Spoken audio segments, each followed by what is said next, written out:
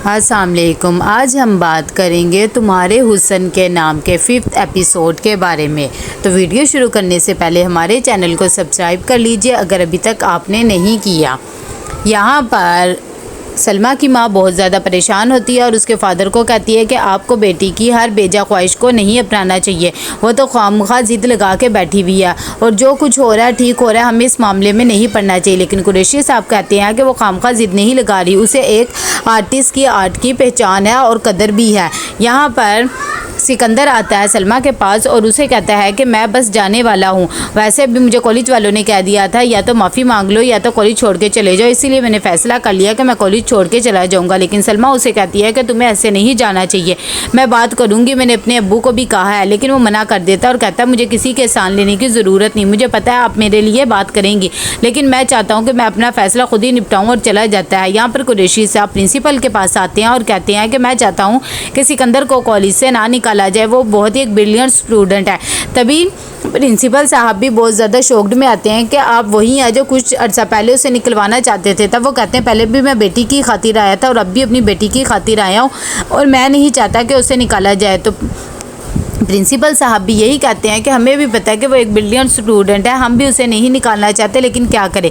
यहाँ पर सलमा आती है सिकंदर के दोस्त के पास और उसे बुलाती है और साथ ही पूछती है कि सिकंदर कहाँ है। तब वो बता देता है वो तो अपनी पैकिंग वगैरह कर रहा है क्योंकि वो अपने गांव चला जाएगा। तब सलमा उसे कहती है सिर्फ 2 दिन उसे रोक के रख लो, मैंने अपने अब्बू से बात करी है, वो इंशाल्लाह कोई ना कोई काम निकाल ही लेंगे। यहाँ पर प्रिंसिपल के पास आता है आतिफ और वो बहुत ज़्यादा गुस्से में होते हैं और उसके फादर भी, और वो कहते हैं कि सिकंदर को इस कॉलेज से निकाल दिया जाए और हम नहीं चाहते कि वो यहाँ रहे क्योंकि उसने मेरे बेटे के साथ बहुत ज़्यादा बदतमीज़ी किया है। लेकिन प्रिंसिपल साहब कहते हैं कि बहुत ऊपर से सिफारिश आई है, कुरैशी साहब ने करी है उनकी बेटी के बलबूते पर, इसीलिए हम उन्हें नहीं निकाल सकते और ये बोर्ड ऑफिस का भी फैसला है। यहाँ पर सलमा बहुत ज़्यादा परेशान होती है और वो अपने फादर को कहती है कि मुझे तो कुछ समझ नहीं आ रहा, क्या ज़िंदगी में सब कुछ पैसा ही होता है। तब उसके अब्बू से समझाते हैं कि सब कुछ पैसा नहीं होता लेकिन बहुत कुछ पैसा होता है, तुम परेशान ना हो।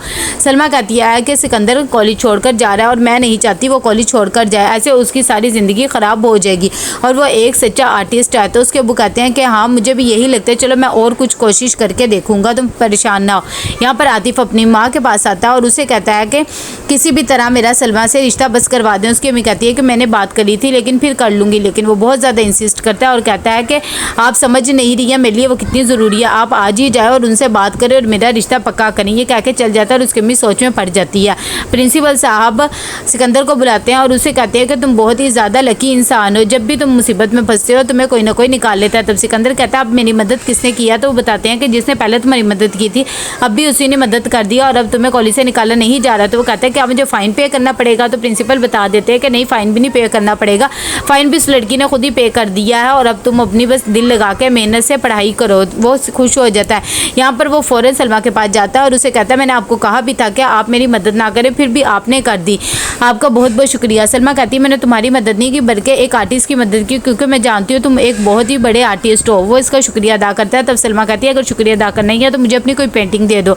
तो वो कहता है कि ठीक है मैं आपको अपनी पेंटिंग सिखा दूंगा, उसमें से ले ला वरना आपको कोई न्यू बना दूंगा। जब वो घर चला जाता है तो मुसलसल सलमा के बारे में सोच रहा होता है क्योंकि वो दिल ही दिल में सलमा से मोहब्बत करने लग जाता है।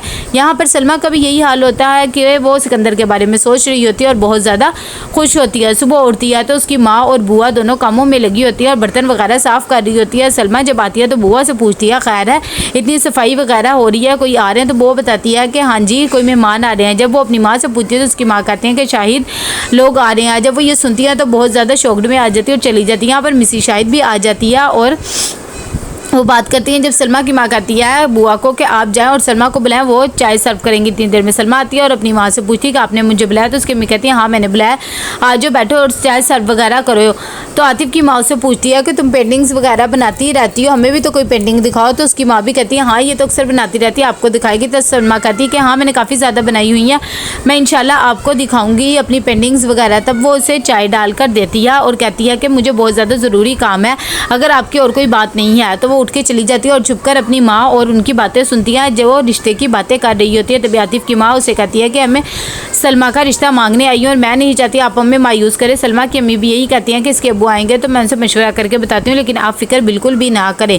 यहाँ पर सिकंदर सलमा के बारे में सोच रहा होता है, तभी इसका दोस्त आ जाता है तो वो धीमे लहजों में और शायरी के ज़रिए सलमा की तारीफ़ें करता है और बताता है कि दिल ही दिल में वो उसे मोहब्बत करता है। आतिफ जब अपने घर आता है और अपनी माँ को बैठा हुआ देखता है तो वो फ़ौरन उनके पास जाता है और पूछता है कि क्या बना, आप सलमा के घर गए तो उनके घर वालों ने हाँ कर दी कि नहीं। तभी उसकी अम्मी कहती है तुम तो हर लिहाज भूल गए, कोई दुआ सलाम नहीं, मैंने उनसे बात करी है, वो कह रही सोच के बताएंगे। आतिफ को ये बात बहुत ज़्यादा अजीब लगती है और कहते हैं कि आप महंगे तोहफे लेके जाओ, उन्हें इंसिस्ट करें, लेकिन शादी मैं उसी से ही करूँगा। यहाँ पर सलमा की माँ भी बहुत ज़्यादा परेशान होती है। जब सलमा और उसके बाप बैठा होता है तो वो सलमा बताती है कि ऐसे हुआ है कि शाहिद लोग आए थे और वो ये बातें कर रहे थे और मैं हरगिज़ भी नहीं चाहती, जिस बात पर उसकी अम्मी को बुरा लगता है। लेकिन सलमा कह देती मैं क्या करूँ, मुझे वो अच्छा नहीं लगता और जो बात मेरे दिल में मैं आप लोगों से नहीं करूँगी तो किससे करूँगी। साथ ही वो उठ के चल जाती है और अपनी माँ को भी प्यार करती है और कहती है कि मैं वहाँ शादी नहीं करना चाहती दबे लफ्ज़ों में।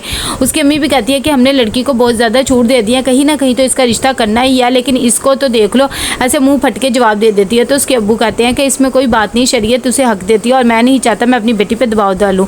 सुबह जब सलमा कॉलेज जाती है तो अपनी दोस्त को बताती है कि आतिफ जो तुम्हें पता ही होगा मेरे अब्बू के दोस्त वो आए थे मेरा रिश्ता लेकर, जिसे देखकर उसकी सुनकर उसकी दोस्त बहुत ज़्यादा खुश हो जाती है और कहती है तुम्हें तो शुक्र करना चाहिए। लेकिन सलमा कहती है मैं ऐसे घमंडी और पैसे वाले इंसान से शादी नहीं करना चाहती जिसमें ज़रा भी मैनर्स ना हो। लेकिन उसकी दोस्त कहती है तुम गलती कर रहे हो, वो बहुत ही अच्छा इंसान है। लेकिन वो चुप हो जाती है। यहाँ पर वो लोग दोबारा आते हैं तो कुरैशी साहब उनकी शुक्रिया अदा करते हैं और उन्हें कहते हैं कि आप हमारे घर आए लेकिन हम अपनी बेटी का ये रिश्ता नहीं करना चाहते। लेकिन उसके घर वाले फिर भी आतिफ के कहते हैं कि आप एक दफ़ा सोच लें, हमारा बेटा बहुत ही अच्छा है। लेकिन सलमा के अब्बू यही कहते हैं उसकी पढ़ाई भी मुकम्मल नहीं हुई है और मैंने उससे भी मशवरा नहीं लिया और मैं इस हक़ में भी नहीं हूँ कि उसकी इतनी जल्दी शादी कर जाए। आतिफ के अब्बू कहते हैं कि कोई बात नहीं, शादी के बाद वो पढ़ाई कर ले, हमारे घर कौन सा किसी चीज़ की कमी है, हम उसे कौन सा रोकेंगे। लेकिन फिर भी वो यही कहते हैं कि हम अभी उसकी शादी नहीं करना चाहते। वो लोग चुप हो जाते हैं। तो कैसा लगा आपको ये एपिसोड, लाइक कमेंट शेयर करके लाजमी बताइएगा। अल्लाह हाफिज़।